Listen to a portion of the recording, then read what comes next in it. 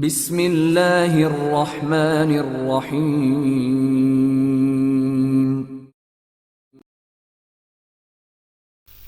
Spot film Imran series, مصنف مظہر کلیم MA۔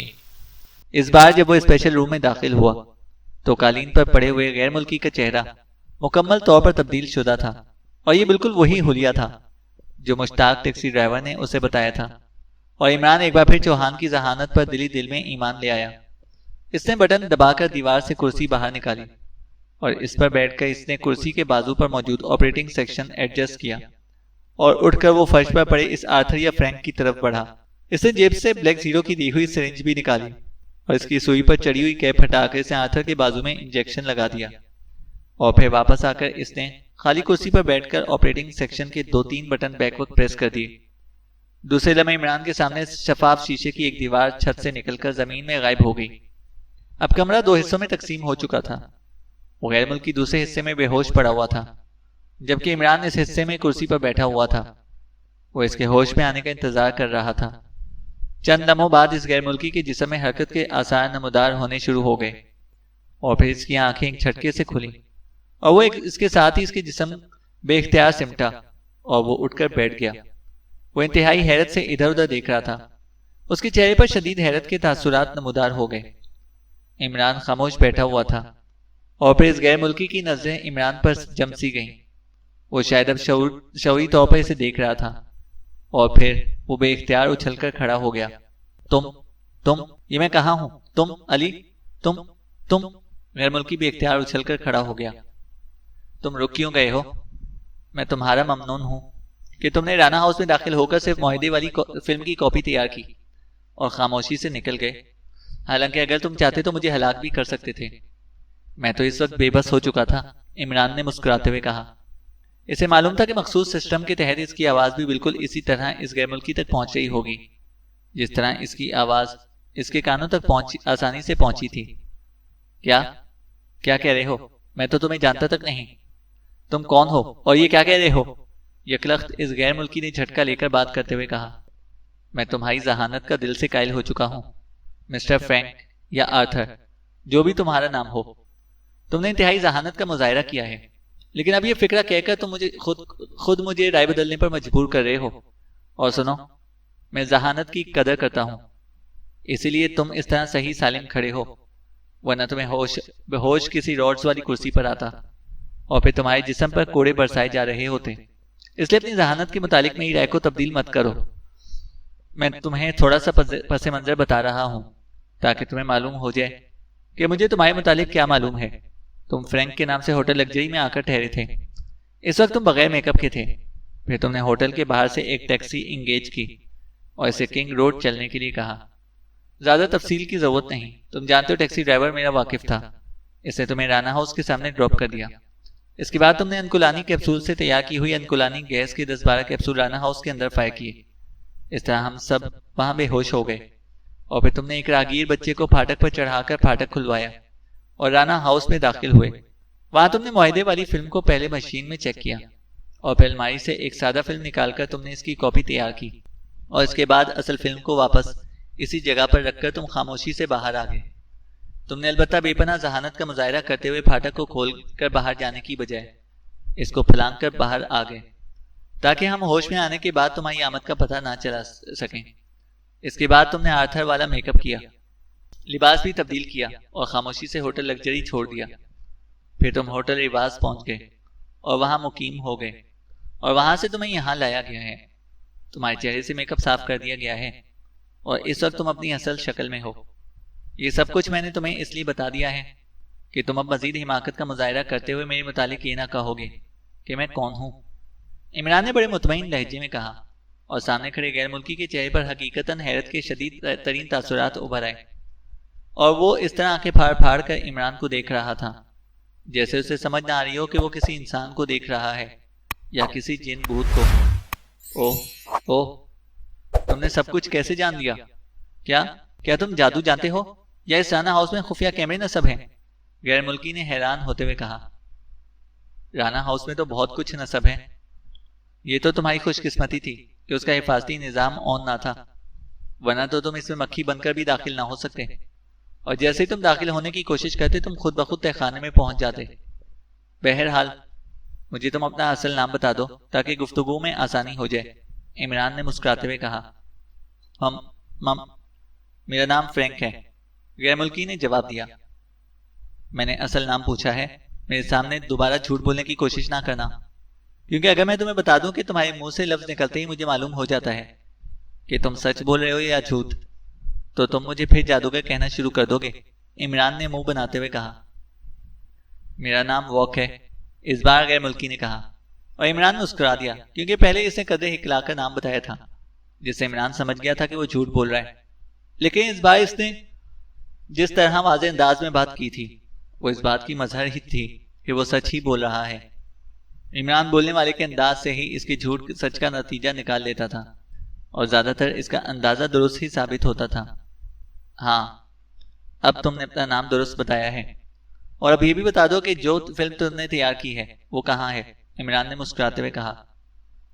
میں نے کوئی فلم تیار نہیں کی، میں رانا ہاؤس میں داخل ضرور ہوا تھا اور میرا مقصد صرف اس ڈونلڈ کو ہلاک کرنا تھا، لیکن جب میں نے دیکھا کہ وہ اس کا ساتھی رابرٹ اور فیروزہ تینوں تمہاری قید میں ہیں تو میرا مسئلہ حل ہو گیا اور میں باہر آ گیا، واک نے جواب دیا۔ تو تم ڈونلڈ کو ہلاک کرنے گئے تھے، لیکن پھر تم نے اسے ہلاک کیوں نہیں کیا، عمران نے منہ بناتے ہوئے پوچھا۔ اس لیے کہ فیروزہ اور رابرٹ کو تمہاری قید میں دیکھ کر اس کی ضرورت نہ رہی تھی۔ ڈونلڈ فیروزہ کو بلیک میل کرنے کے لیے اس کے خلاف بلیک میلنگ اسٹف تیار کرنے آیا تھا، اور اس بات کو روکنے کے لیے مجھے بھیجا گیا تھا تاکہ میں اسے ہلاک کر دوں، لیکن جب یہ تمہاری قید میں پہنچ گئے تو پھر ظاہر ہے کہ ڈونلڈ کا ایسا کرنے کا اسکوپ ہی ختم ہو گیا تھا، واک نے جواب دیا۔ تمہارا تعلق اس تنظیم سے ہے جس سے فیروزہ کا تعلق ہے، عمران نے پوچھا۔ میں نہیں جانتا کہ فیروزہ کا تعلق اس تنظیم سے ہے، مجھے تو صرف اس کام کے لیے ہائر کیا گیا تھا کہ میں پاکیشہ پہنچ کر ڈونلڈ کو فیروزہ کے خلاف بلیک میلنگ اسٹف حاصل کرنے سے روکوں۔ میں ناراک کا ایک پیشہ ور قاتل ہوں، واک نے جواب دیتے ہوئے کہا۔ مسٹر واک، میں تمہیں آخری وارننگ دے رہا ہوں، اور وہ بھی صرف تمہاری ذہانت کی وجہ سے، ورنہ میں وقت ضائع کرنے کا عادی نہیں ہوں، اس لیے اب جو کچھ پوچھوں اس کا صحیح جواب دینا۔ عمران کا لہجہ یکلخت سرد پڑ گیا۔ جو سچ ہے میں نے بتا دیا ہے، تم یقین کرو یا نہ کرو، مجھے اسے کوئی دلچسپی نہیں ہے، واک نے کاندھے اچکاتے ہوئے کہا۔ چلو تم اس فلم کے بارے میں کچھ نہ بتاؤ، اتنا تو بتا دو کہ فیروزہ کا تعلق کس تنظیم سے ہے اور وہ فلم کہاں ہے، عمران نے یکلخت خشک لہجے میں کہا، اور اس کے ساتھ ہی اس نے کرسی کے بازو پر موجود آپریٹنگ سیکشن کا بٹن دبا دیا۔ دوسرے لمحے کمرے کے اس حصے میں جس میں واک کھڑا تھا، ایک سائڈ کی دیوار میں چھت کے قریب سرسراہٹ کی تیز آواز سنائی دی، اور پھر چھت میں ایک بڑا سا ایگزاسٹ فین نمودار ہوا، اور دوسرے لمحے وہ انتہائی تیز رفتاری سے چلنے لگ گیا، اور اس کے ساتھ ہی جیسے کمرے میں تیز آندھی سی پھیل گئی۔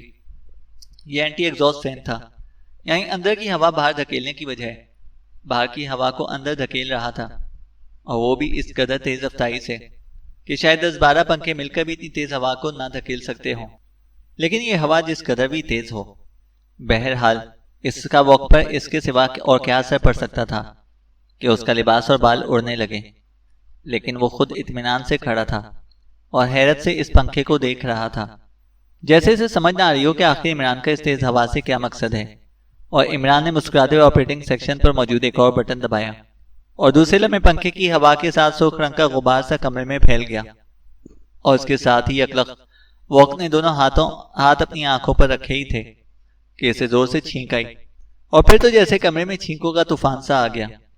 واک اب مسلسل چھینک رہا تھا، اور ہر چھینک کے ساتھ اس کے چہرے پر شدید ترین تکلیف کے تاثرات اس طرح نمودار ہوتے جیسے چھینک کے ساتھ اس کی روح بھی ناک سے باہر نکل رہی ہو، اور پھر لمحہ بلمحہ واک کی حالت غیر سے غیر تر ہوتی چلی گئی۔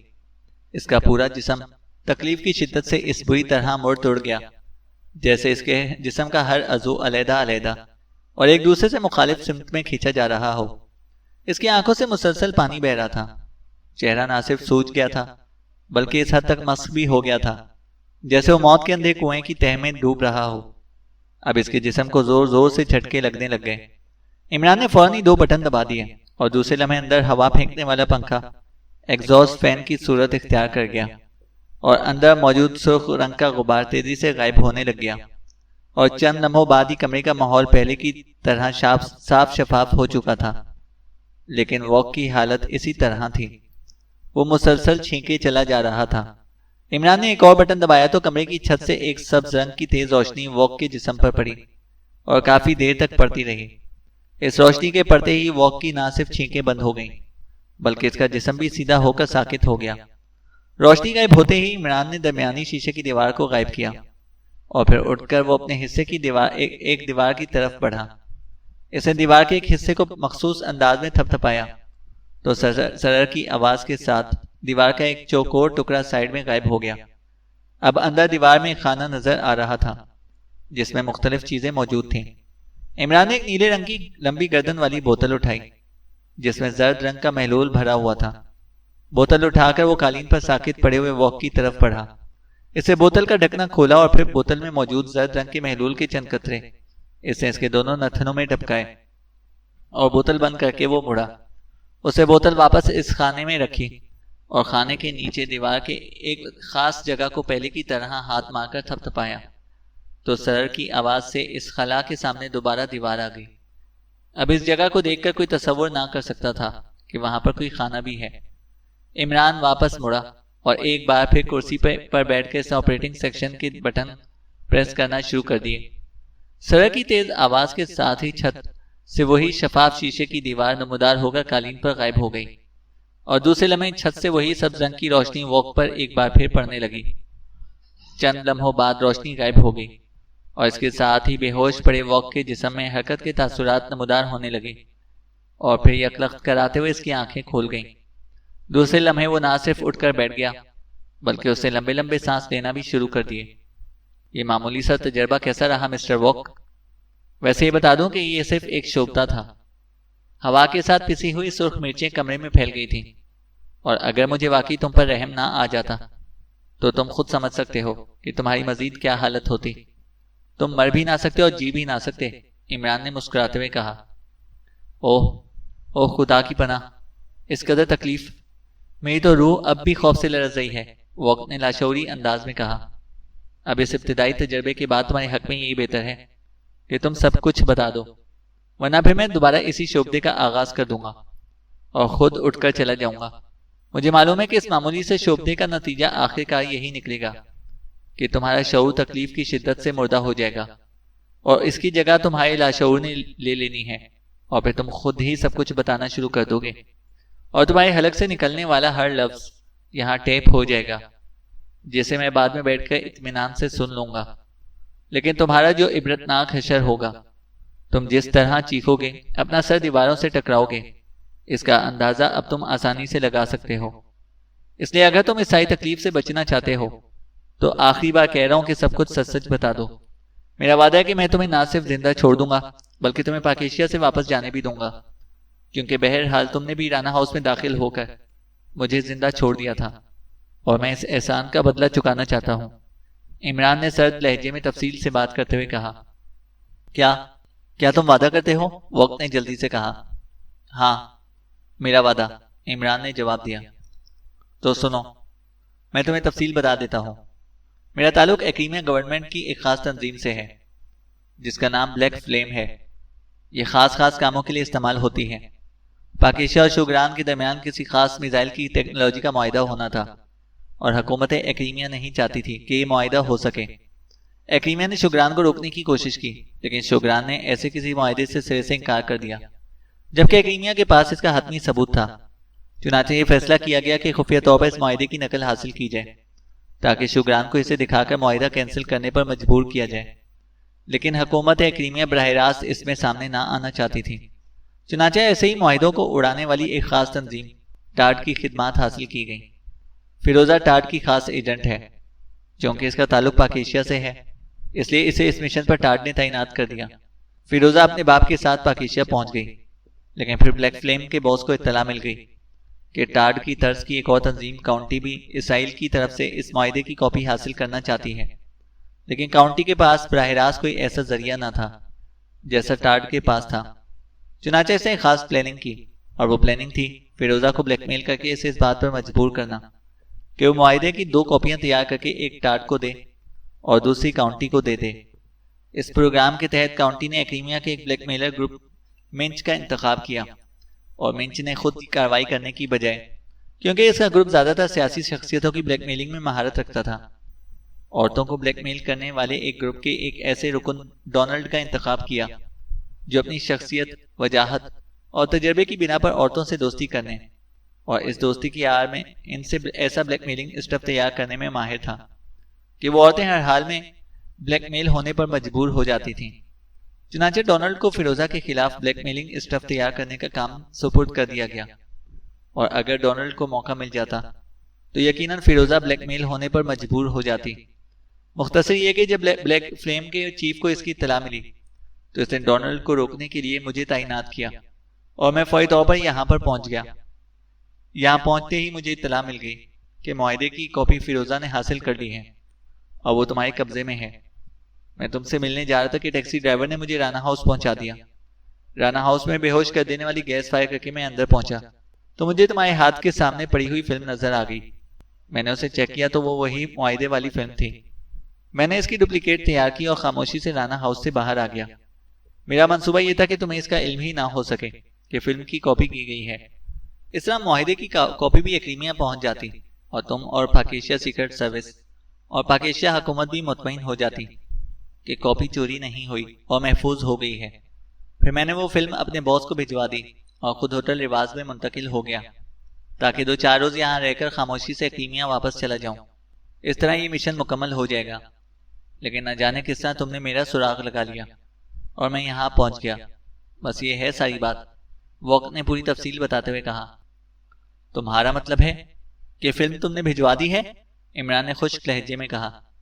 ہاں، وہ تو باس کے پاس پہنچ چکی ہے، اور ظاہر ہے کہ اب تمہیں اسے واپس لینے سے بھی کوئی فائدہ حاصل نہیں ہوگا، کیونکہ اس کی سینکڑوں کاپیاں تیار ہو بھی چکی ہوں گی اور اعلیٰ ترین حکام تک وہ پہنچ بھی گئی ہوں گی، اور ہو سکتا ہے کہ اب تک حکومت ایکریمیا اسے شکران حکومت تک پہنچا بھی چکی ہو تاکہ اسے اس معاہدے کو کینسل کرنے پر مجبور کیا جا سکے، اور اسے لازماً اس معاہدے کو کینسل کرنا پڑے گا کیونکہ وہ خود ایکریمیا کے ساتھ ایک معاہدے کا پابند ہے جس کے تحت اگر اس نے مخصوص قسم کی ٹیکنالوجی ایکریمیا کی اجازت کے بغیر کسی ملک کو منتقل کی تو پھر اسے اس کا بہت بڑا خمیازہ بھگتنا پڑے گا، اور یہ خمیازہ ایسا ہے کہ جسے کسی صورت بھی شکران کی کوئی حکومت بھی برداشت نہیں کر سکتی، وقت نے جواب دیتے ہوئے کہا، اور اس کے لہجے میں باوجود اس حالت میں ہونے کے فتح کا تاثر نمایاں تھا۔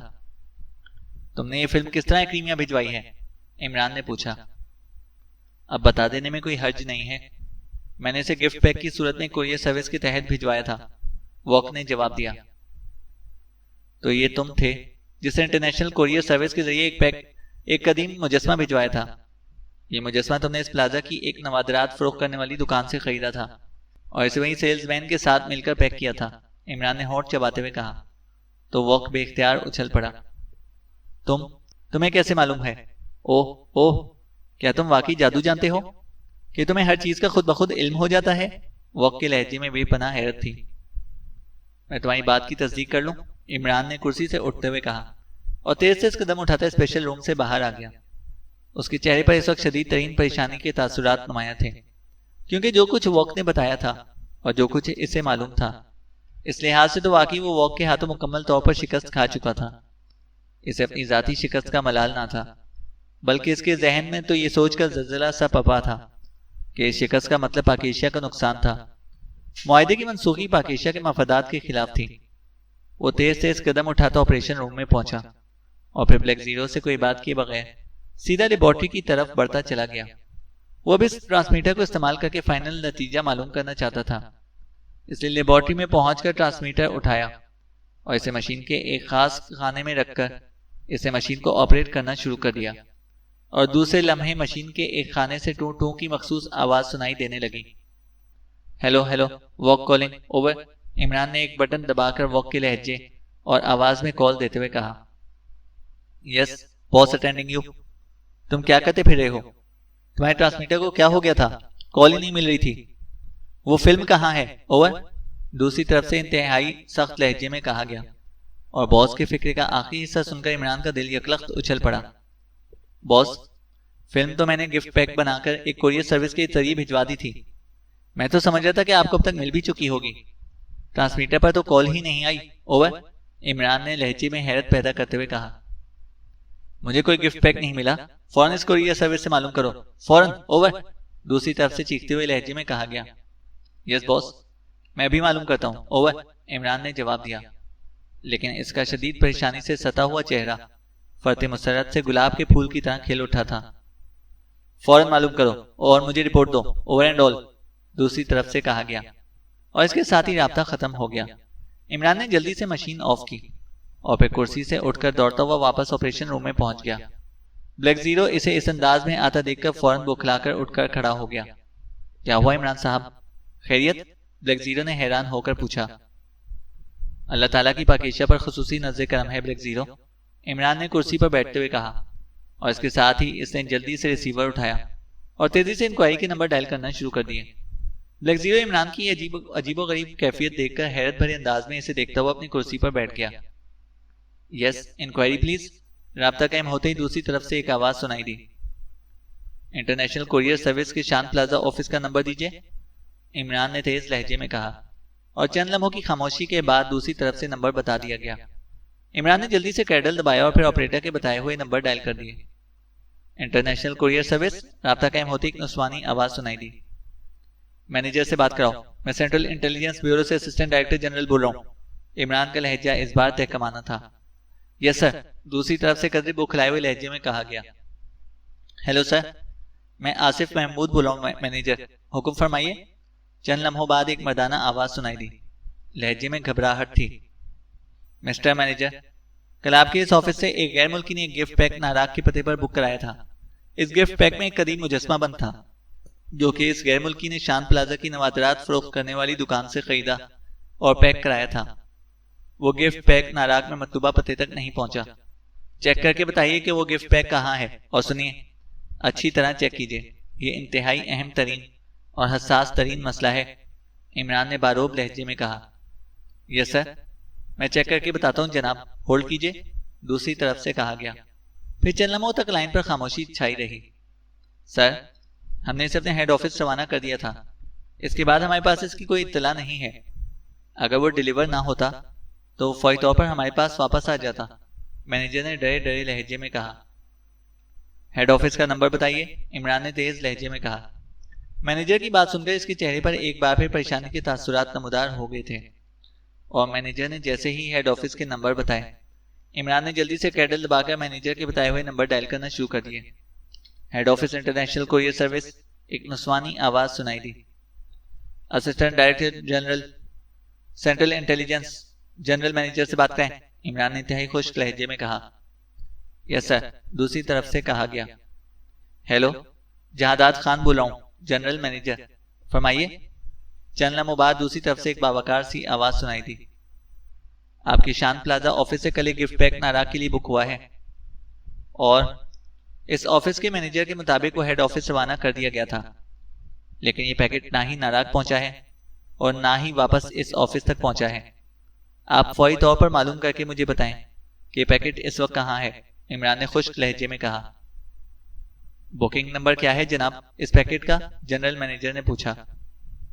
یہ آپ اپنے مینیجر سے پوچھ لیں، مجھے فوراً اس کی تفصیل چاہیے، اور سن لیں، یہ انتہائی حساس ترین حکومتی معاملہ ہے، اس نے کسی قسم کی کوتاہی یا غلط معلومات آپ کی سروس کے مفادات کے خلاف ہوگی۔ عمران کا لہجہ بے حد سخت تھا۔ یس سر، آپ بے فکر رہیں، میں ابھی معلومات حاصل کر کے آپ کے آفس فون کرتا ہوں۔ آپ کا آفس نمبر کیا ہے جناب، جنرل مینیجر نے جواب دیتے ہوئے کہا۔ اتنا وقت نہیں ہے مسٹر جنرل مینیجر، آپ یہ فون ہولڈ رکھیں اور فوری ساری تفصیلات مہیا کریں، عمران نے کاٹ کھانے والے لہجے میں کہا۔ یس سر، دوسری طرف سے اس بار بوکھلائے ہوئے لہجے میں کہا گیا، اور لائن پر خاموشی چھا گئی۔ یہ آپ کی کیا کیفیت ہو رہی ہے، بلیک زیرو نے عمران کے چہرے کے بدلتے ہوئے رنگوں کو دیکھتے ہوئے حیرت بھری لہجے میں پوچھا۔ دعا کرو بلیک زیرو، اللہ تعالیٰ سے دعا کرو، اس وقت حقیقتاً میری جان سولی پر لٹکی ہوئی ہے، عمران نے ہونٹ چباتے ہوئے کہا۔ ہوا کیا ہے، کچھ تو بتائیے۔ بلیک زیرو عمران کے اس فکرے میں اور زیادہ گھبرا گیا تھا۔ اس وقت پاکیزہ کا قومی مفاد پینڈولم کی طرح حرکت کر رہا ہے، کبھی وہ کامیابی کی طرف گھوم جاتا ہے اور کبھی ناکامی کی طرف، عمران نے جواب دیا، اور پھر اس نے مختصر طور پر اسے اس پیکٹ میں موجود فلم اور اس کے بلیک فلیم کے باس تک نہ پہنچنے لیکن واپس نہ آنے کے متعلق بتایا تو بلیک زیرو کے چہرے پر بھی شدید سسپینس کے تاثرات پھیلتے چلے گئے۔ اسے اب احساس ہوا تھا کہ عمران اس وقت کس اذیت سے گزر رہا ہے. ہیلو جناب، کیا آپ لائن پر ہیں؟ تقریباً 10 منٹ بعد دوسری طرف سے جنرل مینیجر کی آواز سنائی دی. یس، عمران نے انتہائی بے چین سے لہجے میں کہا. سر، وہ پیکٹ جس کا پیکنگ نمبر 101 ہے ناراک کے لیے بک کر دیا گیا تھا. پیکٹ اوناس کرن ریچرڈ 602 لبرٹی ایونیو مال واش ایریا ناراک کے لیے بک کرایا گیا تھا.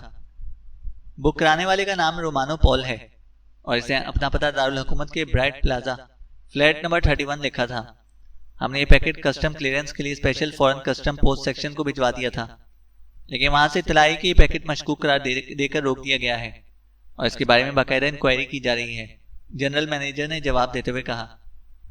اس سیکشن کے انچارج کا فون نمبر اور نام بتائیے، عمران نے تیز لہجے میں پوچھا. سر، سیکشن انچارج طارق ایوان ہیں، دوسری طرف سے کہا گیا اور اس کے ساتھ ہی ایک فون نمبر بھی بتا دیا گیا. عمران نے کریڈل دبا کر تیزی سے نمبر ڈائل کرنا شروع کر دیا. Yes, special foreign custom post section.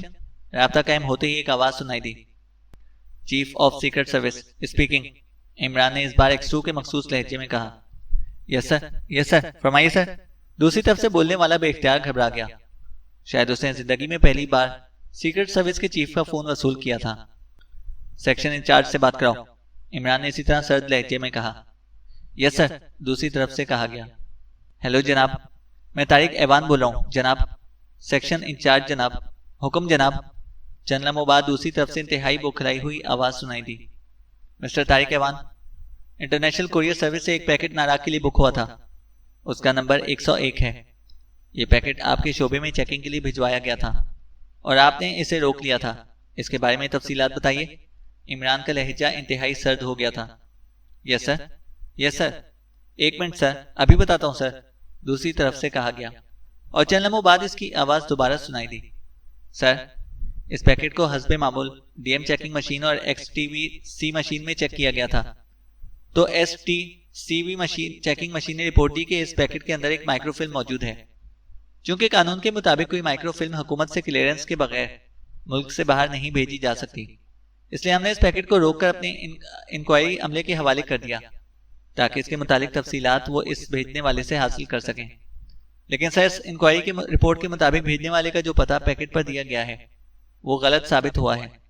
اس پر پتہ برائٹ پلازا کا دیا ہوا ہے، لیکن پورے دارالحکومت میں کہیں بھی کوئی برائٹ پلازا موجود نہیں ہے. اس لیے ہم نے اس پیکٹ کو کسٹم کلیکٹر آفس بھجوا دیا ہے تاکہ وہ اس کے متعلق مزید احکامات جاری کر سکیں. دوسری طرف سے جواب دیا گیا. وہاں کا فون نمبر بتائیے، عمران نے ہونٹ چباتے ہوئے پوچھا اور دوسری طرف سے فون نمبر بتا دیا گیا. عمران نے کیڈل دبایا اور نمبر ڈائل کرنا شروع کر دیا. Yes, custom collector office. رابطہ قائم ہوتے ہی ایک نسوانی آواز سنائی دی. Chief of secret service collector سے بات کرائیے، عمران نے کہا. یس سر، یس سر، دوسری طرف سے کہا گیا اور پھر چند لمحوں بعد ایک بھاری سی آواز سنائی دی. چیف کسٹم کلیکٹر راٹھور بول رہا ہوں جناب. پولیس. بولنے والے کے لہجے میں ادب کے ساتھ ساتھ حیرت کا عنصر واضح تھا. آپ کے پاس special foreign custom post section سے ایک پیکٹ بھجوایا گیا ہے، کیا وہ آپ کے پاس پہنچ گیا؟ عمران نے خشک لہجے میں پوچھا. سر، میں معلوم کرتا ہوں سر، دوسری طرف سے جواب دیا گیا اور چند لمحوں بعد آواز دوبارہ سنائی دی. یس سر، وہ پیکٹ پہنچ گیا ہے. اس کے بھیجنے والے کا پتہ ٹریس نہیں ہو سکا. اس میں مائکرو فلم ہے، اس لیے قانون کے مطابق اس فلم کی تفصیلی چیکنگ کے لیے ہم اسے کسٹم لیبارٹری بھجوا رہے ہیں. دوسری طرف سے کہا گیا. اس وقت وہ پیکٹ کا ہے. عمران کا لہجہ اور زیادہ سرد ہو گیا. جناب، ہمارے دفتر میں ہے جناب. دوسری طرف سے جواب دیا گیا. اسے اپنے پاس رکھیے، کہیں مت بھیجیے. اس میں حکومت کا ایک اہم ترین راز بند ہے. حکومت کا آدمی ابھی آپ سے رابطہ کرے گا، عمران نے تیز لہجے میں کہا. یس سر، یس سر، دوسری طرف سے کہا گیا اور عمران نے جلدی سے کیڈل دبایا اور ایک بار پھر تیزی سے نمبر ڈائل کرنا شروع کر دیا. پی اے ٹو سیکرٹری خارجہ. رابطہ قائم ہوتے ہی دوسری طرف سے سر سلطان کے پی اے کی آواز سنائی دی. ایکس ٹو سر سلطان سے بات کراؤ، عمران نے مخصوص لہجے میں کہا. یس سر، دوسری طرف سے انتہائی مؤدبانہ لہجے میں کہا گیا. سلطان بول رہا ہوں جناب. چند لمحوں بعد سر سلطان کی مؤدبانہ آواز سنائی دی. سر سلطان، ایک gift packet international courier service کی شان پلازا آفس سے ناراک کے لیے بک کرایا گیا تھا. اس کا بکنگ نمبر 101 ہے. یہ packet special foreign custom post section میں پہنچا تو مخصوص مشین نے چیک کیا کہ اس کے اندر مائکرو فلم ہے. چنانچہ اسے انکوائری سیکشن کے حوالے کیا گیا. مگر وہاں سے رپورٹ ملی کہ اس پر دیا گیا پتہ غلط ہے۔ چنانچہ یہ پیکٹ قانون کے مطابق کسٹم کلیکٹر آفس بھجوا دیا گیا۔ میری ابھی کلیکٹر کسٹم سے بات ہوئی ہے، پیکٹ ان کے پاس موجود ہے، وہ اسے لیبارٹری بھجوا رہے تھے کہ میں نے اسے روک دیا ہے۔ آپ سرکاری طور پر اس پیکٹ کو کلیکٹر کسٹم آفس سے منگوائیں اور میرے نمائندے علی عمران کے فلیٹ پر بھجوا دیں۔ یہ کام فوری طور پر ہونا چاہیے، اور مائکرو فلم چونکہ بے حد اہمیت کی حامل ہے، اس لیے یہ کام پوری ذمہ داری سے ہونا چاہیے۔ عمران نے X2 کے مخصوص لہجے میں کہا۔ یس سر، میں بھی انتظامات کرتا ہوں جناب، دوسری طرف سے کہا گیا، اور عمران نے اوکے کہہ کر ایک بار پھر کیڈل دبایا اور ایک بار پھر نمبر ڈائل کرنا شروع کر دیے۔ سلیمان بول رہا ہوں۔ رابطہ قائم ہوتے ہی دوسری طرف سے سلیمان کی آواز سنائی دی۔ عمران بول رہا ہوں، ابھی سر سلطان کا ایک آدمی ایک پیکٹ فلیٹ پر دے کر جائے گا، جیسے وہ پیکٹ پہنچے تم نے فوراً اسے دانش منزل پہنچانا ہے، اور سنو، یہ کام پوری ذمہ داری کے ساتھ ہونا چاہیے، عمران نے خشک لہجے میں کہا۔ بہتر جناب، سلیمان کی مؤدبانہ آواز سنائی دی، اور عمران نے ریسیور رکھ کر ایک اطمینان بھرا طویل سانس لیا۔ اس کا چہرہ اندرونی مسرت سے چمک رہا تھا۔ خدایا تیرا لاکھ لاکھ شکر ہے، تو اپنے بندوں کی کوتاہیوں کو معاف کرنے والا ہے، عمران نے لمبا سانس لیتے ہوئے کہا۔ اگر یہ پیکٹ روکا نہ جاتا تو واقعی پاکیشیا کا انتہائی نقصان ہو جاتا، لیکن کسٹم میں اس طرح کی چیکنگ تو پہلے کبھی نہیں سنا، بلیک زیرو نے کہا۔ یعنی اب تمہیں باداموں کی بھی 2-4 بوریاں خرید کر دینی پڑیں گی، عمران نے منہ بناتے ہوئے کہا، تو بلیک زیرو بے اختیار چونک پڑا۔ باداموں کی بوریاں کیا مطلب؟ بلیک زیرو نے حیرت بھرے لہجے میں کہا۔ بوریاں اس لیے کہ تم پاکیشیا سیکرٹ سروس کے چیف ہو، 10-12 سیر باداموں سے تو تمہاری یادداشت بہتر نہیں ہو سکتی، عمران نے جواب دیتے ہوئے کہا۔ کیوں؟ میری یادداشت کو کیا ہو گیا؟ بلیک زیرو نے اس بار قدرے ناراض سے لہجے میں کہا۔ خراب ہو گئی ہے، ورنہ تم کم از کم یہ فکر نہ کہتے کہ اس طرح کی چیکنگ پہلے کبھی نہیں سنی، عمران نے مسکراتے ہوئے کہا۔ یعنی آپ کا مطلب ہے کہ میں یہ بات بھول گیا ہوں؟ میں نے پہلے اس چیکنگ کے بارے میں سن رکھا ہے، حالانکہ میں نے واقعی آج سے پہلے نہیں سنا، بلیک زیرو نے کہا۔ سن رکھا کا کیا مطلب؟ اس چیکنگ کے آرڈر بھی تم نے ہی کیے ہیں، اور تمہاری تجویز پر حکومت نے پاکیشیا جانے والے ہر پیکٹ کو چیک کرنے کے لیے خصوصی مشین درآمد کی ہوئی ہے، اور اب تم خود ہی کہہ رہے ہو کہ میں نے اس بارے میں سنا تک نہیں ہے۔ اب بتاؤ کہ مرض جب اس اسٹیج تک پہنچ چکا ہو، اور وہ بھی سیکرٹ سروس کے چیف کا، تو پھر باداموں کی بوریاں خرچ نہ ہوں گی تو کیا ہوگا؟ عمران نے منہ بناتے ہوئے جواب دیا۔ میری تجویز؟ نہیں عمران صاحب، میں تو کبھی ایسی کوئی تجویز حکومت کو نہیں بھیجی۔ اوہ یقیناً یہ تجویز آپ نے ارسال کی ہوگی، میں تو واقعی ایسی کوئی تجویز نہیں دی، بلیک زیرو نے چونک کر کہا۔ ارے X2 تو تم ہو، میری بھلا اتنی حیثیت کہاں یہ حکومت میری تجویز پر اس قدر مہنگی مشین درآمد کرتی پھرے، عمران نے مسکراتے ہوئے جواب دیا، اور بلیک زیرو بے اختیار ہنس پڑا۔ لیکن آپ نے تجویز کب بھیجی تھی؟ مجھے تو واقعی اس کا علم نہیں، بلیک زیرو نے ہنستے ہوئے کہا۔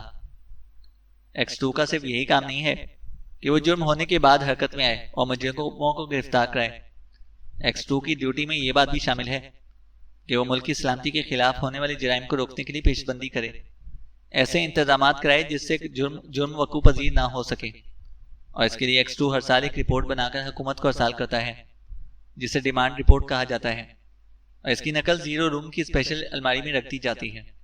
اگر تم اس الماری کو کبھی کھولنے کی تکلیف گوارا کرو تو تمہیں ہر سال کی یہ رپورٹیں پڑھنے کے لیے مل سکتی ہیں، اور مجھے معلوم ہے کہ 2 سال پہلے X2 نے یہ تجویز بھجوائی تھی، اور تم نے دیکھا کہ آج اس تجویز کی وجہ سے پاکیشیا کتنے بڑے نقصان سے بچ گیا ہے، ورنہ یہ فلم ایکریمیا پہنچ چکی ہوتی اور ہمارے پاس سوائے ہاتھ ملنے کے اور کوئی چارہ کار نہ رہتا، عمران نے مسکراتے ہوئے کہا۔ اوہ آپ نے کبھی اس الماری میں موجود فائلوں کے بارے میں مجھے بریف ہی نہیں کیا، میں تو یہی سمجھ آتا کہ اس الماری میں آپ کی ذاتی فائلیں موجود ہیں، اب مجھے کیا معلوم تھا کہ آپ ایسی تجاویز باقاعدگی سے بھجواتے ہیں۔ یقیناً حکومت آپ کی ہر تجویز پر باقاعدگی سے عمل بھی کرتی ہوگی، بلیک زیرو نے حیران ہوتے ہوئے کہا۔ کاش ایسا ہو جاتا، میں نے سب سے پہلے تو شادی کی تجویز بھجوائی تھی، اور آج تک اس تجویز پر عمل درآمد کا انتظار کر رہا ہوں، عمران نے مسکراتے ہوئے جواب دیا۔ تو آپ چاہتے ہیں کہ آپ کی شادی سرکاری طور پر ہو، بلیک زیرو نے ہنستے ہوئے کہا۔ میری شادی؟ یہ میری شادی کا ذکر کہاں سے آ گیا؟ عمران نے چونک کر پوچھا۔ ابھی آپ نے خود ہی تو کہا ہے، بلیک زیرو نے ہنستے ہوئے کہا۔ میں نے تو X2 کی شادی کی بات کی تھی، عمران نے اسی طرح منہ بناتے ہوئے جواب دیا، اور کمرہ بلیک زیرو کے کہکہے سے گونج اٹھا۔ پھر انہیں اسی طرح ہلکی پھلکی باتیں کرتے ہوئے آدھا گھنٹہ گزرا ہوگا کہ آپریشن روم میں سیٹی کی مخصوص آواز سنائی دی اور بلیک زیرو نے چونک کر میز کے کنارے پر لگا ہوا ایک بٹن دبایا اور پھر میز کی سب سے نچلی دراز کھول کر اس کے اندر موجود ایک پیکٹ نکال کر میز پر رکھ دیا۔ یہ گفٹ پیک تھا۔ سلیمان نے یقیناً اسے عمران کی ہدایت کے مطابق دانش منزل کی بیرونی دیوار میں موجود مخصوص خانے میں ڈالا ہوگا اور اس طرح وہ آٹومیٹک سسٹم کے تحت خود بخود یہاں پہنچ گیا تھا۔ عمران نے جلدی سے پیکٹ کھولا۔ اس کے اندر ایک پرانا مجسمہ موجود تھا۔ عمران نے اس مجسمے کو چیک کرنا شروع کر دیا اور چند لمحوں بعد اس نے مجسمے کو کھول لیا۔ اس کے اندر باقی مائکرو فلم موجود تھی۔ عمران نے ایک طویل سانس لیتے ہوئے فلم اٹھائی اور کرسی سے اٹھ کھڑا ہوا۔ میں اسے چیک کر لوں؟ عمران نے مسکراتے ہوئے کہا۔ اس کی کیا ضرورت ہے؟ اس میں کیا شک ہو سکتا ہے؟ بلیک زیرو نے حیران ہو کر کہا۔ ہر کام کو اس کے منطقی انجام تک پہنچنا چاہیے، عمران نے سنجیدہ لہجے میں جواب دیا اور تیز سے قدم اٹھاتا ہوا لیبارٹری کی طرف بڑھتا چلا گیا۔ لیبارٹری پہنچ کر اس نے فلم کو چیکنگ مشین میں ڈالا اور اسے آپریٹ کرنا شروع کر دیا۔ مشین پر موجود اسکرین روشن ہو گئی اور عمران کی نظریں اسے اسکرین پر جم گئی، لیکن جب اسکرین اسی طرح صاف رہی تو اس نے چونک کر ایک ڈائل کی طرف دیکھا۔ دوسرے لمحے اس کے چہرے پر شدید حیرت کے آثار ابھر آئے۔ ڈائل کے مطابق فلم چیک ہو رہی تھی لیکن اسکرین اسی طرح صاف تھی۔ اس نے تیزی سے جھک کر مشین کے یکے بعد دیگرے دو اور بٹن دبا دیے اور دوسرے لمحے ایک اور چھوٹا سا ڈائل روشن ہو گیا جس پر ایس کا حرف تیزی سے جل بجھ رہا تھا اور عمران چند لمحے تو حیرت سے اسے دیکھتا رہا، پھر اس کے ہونٹ بھنج گئے۔ اس نے جلدی سے مشین آف کی اور مخصوص خانے سے فلم نکالی۔ ایک بار پھر اس کے چہرے پر شدید پریشانی کے تاثرات ابھر آئے تھے اور ہونٹ بھنج گئے تھے۔ وہ فلم اٹھائے تیزی سے واپس مڑا اور تیز سے قدم اٹھاتا آپریشن روم میں پہنچ گیا۔ کیا ہوا؟ کیا فلم غلط ہے؟ بلیک زیرو نے عمران کا چہرہ دیکھتے ہوئے چونک کر کہا۔ ہاں، یہ اسپاٹ فلم ہے۔ یہ وہ فلم نہیں ہے جو رانا ہاؤس کی مشین سے تیار کی گئی تھی، عمران نے ہونٹ چباتے ہوئے کہا اور بلیک زیرو کا چہرہ بھی حیرت سے بگڑ سا گیا۔ اس وقت نے کوئی گیم کھیلی ہے؟ میں اس کی روح سے بھی اصل بات اگلوا لوں گا، عمران نے غراتے ہوئے لہجے میں کہا اور میز پر موجود کھلا ہوا مجسمہ پیکٹ اور کاغذ اٹھائے اور تیز سے قدم اٹھاتا آپریشن روم سے نکل کر اسپیشل روم کی طرف بڑھتا چلا گیا۔ اس کا خون غصے سے کھول رہا تھا۔ اسپیشل روم کھول کر وہ اندر داخل ہوا تو قالین پر سر جھکائے بیٹھا ہوا واک بے اختیار چونک کر اسے دیکھنے لگا۔ تم نے مجھے ڈاج دینے کی کوشش کی ہے واک، اور اب تمہیں اس کا خمیازہ بھگتنا پڑے گا، عمران نے کہا، اور اس کے ساتھ ہی اس نے آگے بڑھ کر کرسی کے بازو پر موجود آپریٹنگ سیکشن کے بٹن پریس کر دیے۔ دوسرے لمحے سسراہٹ کی آواز کے ساتھ ہی درمیانی شیشہ اوپر کو اٹھ کر چھت میں غائب ہو گیا۔ کہاں ہے وہ فلم جو تم نے رانا ہاؤس میں تیار کی تھی؟ عمران نے مڑ کر واک کی طرف بڑھتے ہوئے غرا کر کہا۔ اس کے چہرے پر اس وقت شدید ترین غصے کے تاثرات نمایاں تھے۔ میں نے بتایا تو ہے کہ وہ میں نے گفٹ پیکٹ، واک نے جو اس دوران اٹھ کر کھڑا ہو چکا تھا عمران کے اس غیظ و غضب کو دیکھتے ہوئے گھبرا کر کہنا شروع کر دیا۔ یہ ہے وہ تمہارا وہ گفٹ پیکٹ، دیکھو یہی ہے نا، لیکن اس میں موجود فلم سادہ ہے۔ تم نے مجھ سے اڑنے کی کوشش کی ہے کہ اصل بات چھپا کر ڈاج دینے کے لیے اسپاٹ فلم گفٹ پیکٹ میں بھجوا دی۔ بولو کہاں ہے اصل فلم؟ عمران نے اسی طرح غراتے ہوئے کہا اور واک حیرت سے ہاتھ میں پکڑے مجسمے اور پیکٹ کو دیکھ رہا تھا کہ عمران کا بازو بجلی کی سی تیزی سے گھوما اور دوسرے لمحے واک چیختا ہوا اچھل کر 2-4 قدم دور جا گرا۔ عمران کا بھرپور تھپڑ اس کے چہرے پر پڑا تھا۔ بولو کہاں ہے اصل فلم؟ نکالو اصل فلم۔ یقیناً وہ تمہارے پاس ہے، عمران نے غصیلے لہجے میں کہا اور اس کے ساتھ ہی بڑھ کر اس نے اٹھتے ہوئے واک کی پسلیوں میں زوردار لات مار دی اور کمرہ ایک بار پھر واک کے حلق سے نکلنے والی کربناک چیخ سے گونج اٹھا۔ فلم نکالو، فلم، وہ فلم جس میں تحریر ہے، عمران کے لہجے میں بے پناہ غصہ تھا۔ میں سچ کہہ رہا ہوں، وہ فلم، واک نے کراتے ہوئے کہنا شروع کیا ہی تھا کہ عمران کی لاتیں کسی مشین کی طرح حرکت میں آ گئیں اور پھر کمرہ واک کی مسلسل اور کربناک چیخوں سے گونجنے لگا۔ پھر جب واک کی چیخیں ڈوب گئی تو عمران جھکا اور اسے گردن سے پکڑ کر واک کو ایک ہاتھ سے اوپر اٹھایا اور دوسرے ہاتھ سے اس کے چہرے پر تھپڑوں کی بارش شروع کر دی اور واک ایک بار پھر چیختا ہوا ہوش میں آ گیا۔ اس کی حالت بے حد خستہ ہو رہی تھی، اس کی ناک اور منہ سے خون بہنے لگا تھا۔ واک گو کے اسپیشل ایجنٹ تھا، لیکن اس وقت تو عمران غصے سے بھپڑا ہوا تھا اور دوسرے شاید واک بھی عمران کی بات سن کر ذہنی طور پر مافوسہ ہو گیا تھا۔ اس لیے عمران کی مشین کی طرح چلتی ہوئی لاتوں کے سامنے وہ کوئی رد عمل ظاہر نہ کر سکا۔ بولو، فلم کہاں ہے، ورنہ تمہاری ایک ایک بوٹی علیحدہ کر دوں گا، عمران نے غراتے ہوئے کہا۔ میں سچ کہہ رہا ہوں، میں نے فلم واک کے منہ سے الفاظ نکلے اور پھر اس کی آواز ڈوبتی چلی گئی۔ اس کے ساتھ ہی اس کے جسم نے جھٹکا کھایا اور اس کے منہ سے خون بہہ نکلا۔ عمران نے ایک جھٹکے سے اسے دور پھینک دیا۔ واک ختم ہو چکا تھا۔ عمران ہونٹ بھینچے خاموش کھڑا اس کی لاش کو دیکھتا رہا، پھر تیزی سے مڑا اور اسپیشل روم سے نکل کر ایک بار پھر آپریشن روم کی طرف چل پڑا۔ عمران کے چہرے پر جس قسم کے تاثرات تھے انہیں دیکھ کر بلیک زیرو بے اختیار سہم کر رہ گیا۔ اسے شاید کچھ پوچھنے کے لیے منہ کھولا تھا، لیکن پھر کچھ کہے بغیر اس نے منہ بند کر لیا۔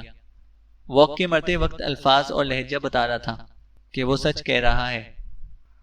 پھر اصل فلم کہاں گئی؟ کون لے گیا اسے؟ عمران نے انتہائی الجھے ہوئے لہجے میں کہا۔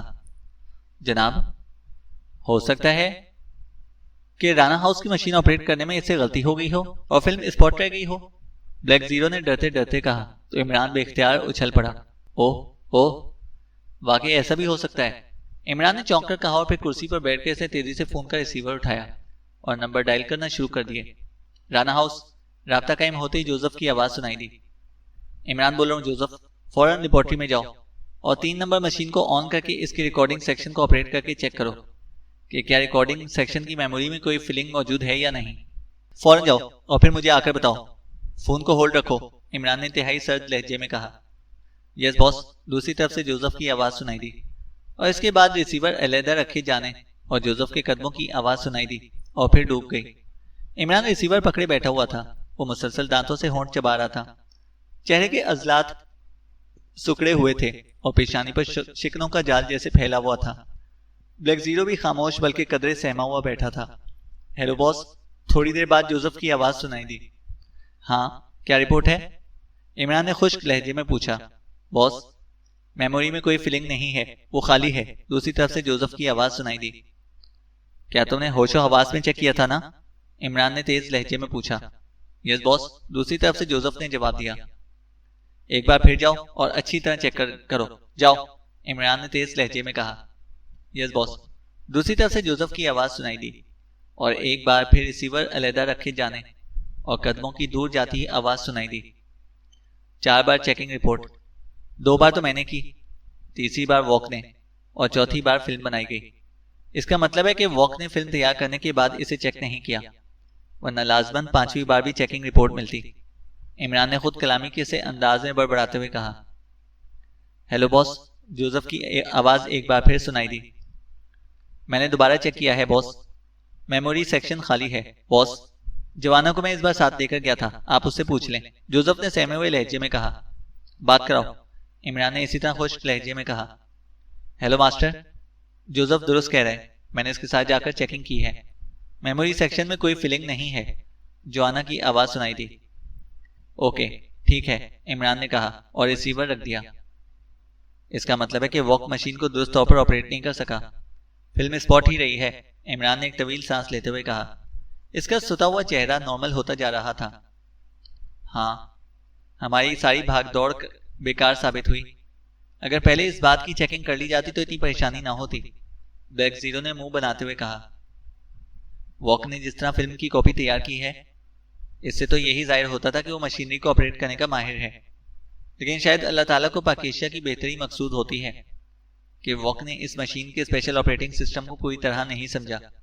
اس میں کاپنگ سیکشن کے دونوں بٹنوں کو 2 بار پریس کیا جاتا ہے، ایک بار پریس کرنے سے دونوں فلمیں، ایک وہ جس کی کاپی بنائی جا رہی ہو اور دوسری سادہ حرکت میں تو آ جاتی ہیں، لیکن جب تک دوسری بار یہ دونوں بٹن پریس نہ کیے جائیں فلم پر موجود مواد دوسری فلم پر منتقل نہیں ہوتا، اور واک سے جلدی میں یہی بنیادی غلطی ہوئی ہے۔